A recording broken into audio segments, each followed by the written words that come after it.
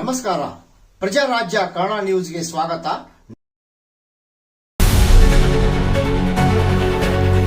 ಕೃಷಿ ಪರಿಕರಗಳಲ್ಲಿ ಗುಣಮಟ್ಟ ಕಾಯ್ದುಕೊಳ್ಳಿ.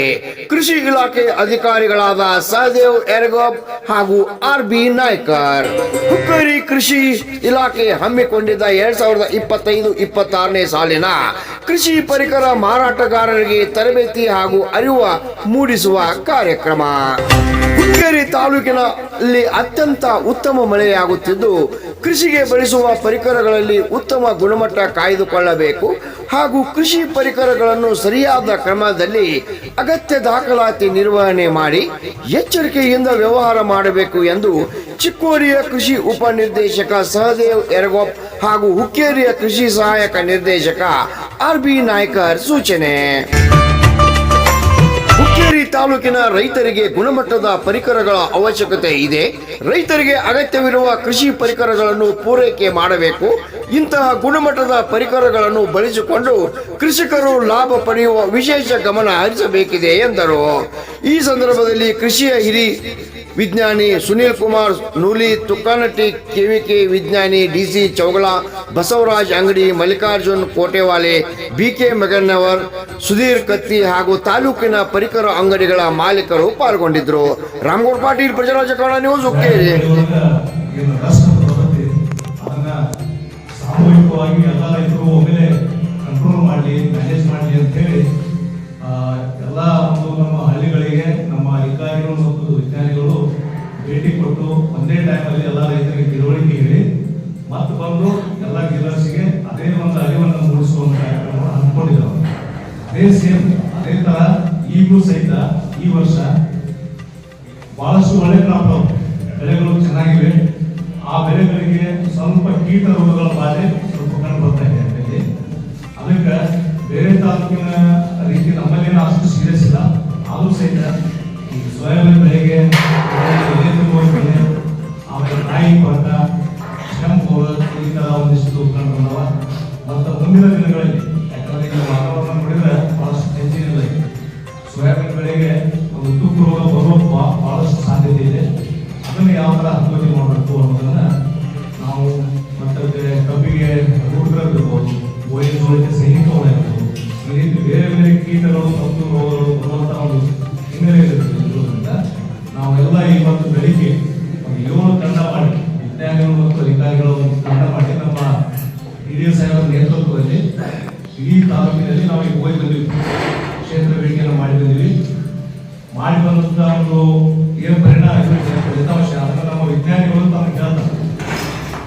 ಈಗ ಅಲ್ಲಿ ಕಂಡುಬರುವಂಥ ಒಂದು ಕೀಟಗಳು, ರೋಗಗಳಿರ್ಬೋದು, ಏನು ಪೋಷಕಾಂಶಗಳ ಕೊರತೆ ಇರ್ಬೋದು, ಅವುಗಳನ್ನು ಯಾವ ರೀತಿ ಮ್ಯಾನೇಜ್ ಮಾಡಬೇಕು, ನಾವು ರೈತರಿಗೆ ಯಾವ ರೀತಿ ಯಾವ ಒಂದು ಔಷಧ ಕೊಡಬೇಕು, ಯಾವ ಒಂದು ಪೋಷಕಾಂಶ ಕೊಡಬೇಕು ಅನ್ನೋದನ್ನ ನಮ್ಮ ವಿಜ್ಞಾನಿಗಳಾದಂಥ ಡಾಕ್ಟರ್ ಮುರಳಿ ಸಾಹೇಬರು ಮತ್ತು ಡಾಕ್ಟರ್ ಜಗನ್ನಾಥ್ ಸಾಹೇಬ್ ಹೇಳ್ತಾರೆ. ಈಗ ನಾವು ಇಷ್ಟೇ, ಯಾಕಂದ್ರೆ ರೈತರು ನಮ್ಮ ಇಲಾಖೆಗೆ ಬರೋಕ್ಕಿಂತ ನಮ್ಮಲ್ಲೇ ನಾವು ಭಾಳ ಹೇಳ್ತಿರ್ತೀವಿ, ನಮ್ಮಲ್ಲೇ ಜಾಸ್ತಿ ಬರ್ತಿರ್ತಾರೆ.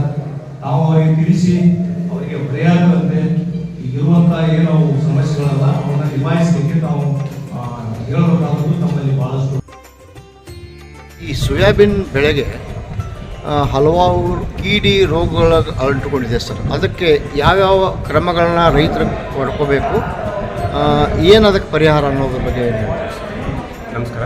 ನಾವು ಇವತ್ತು ಕೃಷಿ ಅಧಿಕಾರಿಗಳು, ಹುಕ್ಕೇರಿ ಮತ್ತು ಕೃಷಿ ವಿಶ್ವವಿದ್ಯಾಲಯದ ಎಲ್ಲ ವಿಜ್ಞಾನಿಗಳು, ಕೃಷಿ ವಿಜ್ಞಾನ ಕೇಂದ್ರ ಮತ್ತು ಕೃಷಿ ಸಂಶೋಧನಾ ಕೇಂದ್ರ ವಿಜ್ಞಾನಿಗಳೆಲ್ಲ ಸೇರಿಕೊಂಡು 7-8 ತಂಡಗಳು ಮಾಡಿ ಪ್ರತಿ ತಂಡಕ್ಕೆ 2-3 ಪಂಚಾಯತಿಗಳು ಮಾಡಿ ಈಗಾಗಲೇ ನಾವು ಬೆಳಗ್ಗೆಯಿಂದ ನಾವು ವಿಸಿಟ್ ಮಾಡಿದ್ದೀವಿ. ಈ ವಿಶೇಷವಾಗಿ ಸೋಯಾಬೀನ್ದಲ್ಲಿ ಇವತ್ತು ಎಲೆ ತಿನ್ನುಗಳಿರ್ಬೋದು ಅಥವಾ ಕಾಯಿಕುರಿಗಳಿರ್ಬೋದು, ಮತ್ತು ಸ್ಟೆಮ್ ಫ್ಲೈ ಅಂತ ಇದೆ. ಅದ್ರ ಸಮರ್ಥ ನಿಮಿತ್ತವಾಗಿ ನಾವೆಲ್ಲರೂ ಟೀಮ್ ಇದನ್ನು ಮಾಡಿದ್ವಿ.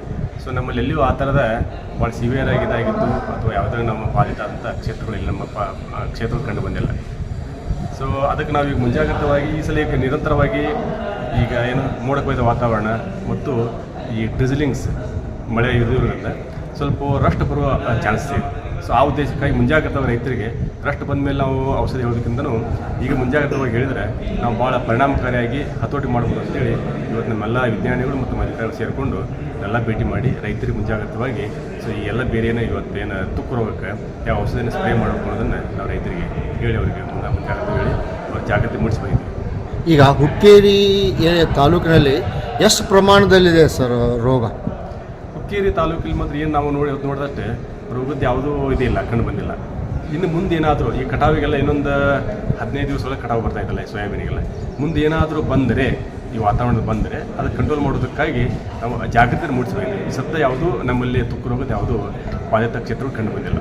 ಇವಾಗ ಕಬ್ಬಿಗೆ ದೊಣ್ಣೆ ಹುಳ ಕೆಲವೊಂದಿಷ್ಟು ಬಾಧೆ ಅಂಟ್ಕೊಳ್ತಾ ಇದೆ ಸರ್, ಅದಕ್ಕೆ ಈಗ ಮುಂಜಾಗ್ರತಾ ಕ್ರಮವಾಗಿ ರೈತರಿಗೆ ಏನು ಹೇಳ್ತೀರಿ ಸರ್? ನಾವು ಕಬ್ಬಿಗೆ ಈಗಾಗಲೇ ನಾವು ಮಾರ್ಚ್ ಏಪ್ರಿಲಿಂದ ಈಗಾಗಲೇ ಕಬ್ಬಿನ ಹಂತವಾಗಿ ನಾವು ಉಳುಮೆ ಮಾಡೋದನ್ನು ಹಿಡ್ಕೊಂಡು ನಾವೀಗಾಗಲೇ ನಾವು ಆಂದೋಲನ ರೂಪದಲ್ಲಿ ಸೊ ನಮ್ಮ ಬೆಳಗಾವಿ ಜಿಲ್ಲಾ ನಮ್ಮ ಜಿಲ್ಲಾ ಜಂಟಿ ದೇಶಕರು ಎಲ್ಲ ಟೀಮ್ಗಳು ಸೇರಿಕೊಂಡು ಈಗಾಗಲೇ ಆಂದೋಲನ ಮಾಡಿದ್ದೀವಿ.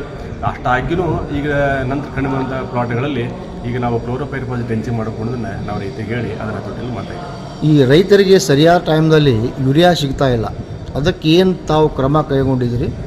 ಇಲ್ಲ, ನಮ್ಮ ವಿಶೇಷವಾಗಿ ಹುಕ್ಕೇರಿ ಭಾಗದಲ್ಲಿ ಆ ಯೂರಿಯಾದಾಗಲಿ ಇತರ ಯಾವುದೋ ಗೊಬ್ಬರದ ಯಾವುದೋ ಕೊರತೆ ಇಲ್ಲ. ನಮ್ಗೆ 8 ಏನದಲ್ಲ ಎಷ್ಟು ಬೇಡಿಕೆ ಇತ್ತು, ಎಷ್ಟು ನಮಗೆ ಸರಬರಾಜು ಆಗ್ತಾ ಇದೆ, ಅದ್ರ ಪ್ರಕಾರ ನಮ್ಗೆ ಹೋಗ್ತಾ ಇದೆ. ಸೊ ಯಾವುದೇ ಯೂರಿಯಾ ಗೊಬ್ಬರದ ಕೊರತೆ ನಮ್ಮಲ್ಲಿ ಇಲ್ಲ.